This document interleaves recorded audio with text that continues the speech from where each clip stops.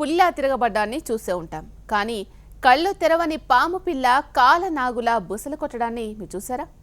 తల్లి పామును చంపివేయడాన్ని చూసిన పాము పిల్లలు తల్లి చుట్టూ చేరి తల్లిని చంపిన వారి పని పడతామన్నట్లుగా బుసలు కొడుతున్నాయి. తల్లి కోసం పిల్ల పాముల ఆవేదనను, ఆక్రోశాన్ని స్థానికులు చూస్తూ ఉండిపోయారు.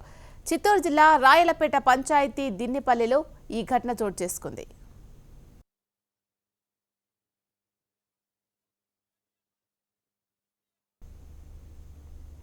చిత్తూరు జిల్లా రాయలపేట పంచాయతీ దిన్నిపల్లెకు చెందిన రెడ్డప్పకు మామిడి తోట ఉంది.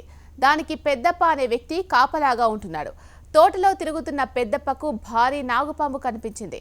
ఆయనను కాటు వేసేందుకు పడగ విప్పింది. ప్రమాదాన్ని గుర్తించిన పెద్దప్ప కేకలు వేయడంతో చుట్టూ ఉన్న కూలీలంతా కలిసి పామును చంపేశారు.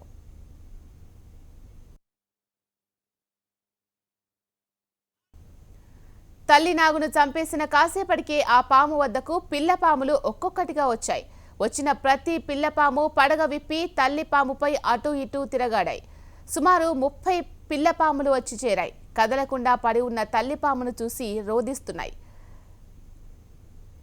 చివరికి పిల్లపాములకు ఎలాంటి హాని తలపెట్టకుండా స్థానికులు అక్కడి నుంచి వెళ్లిపోయారు.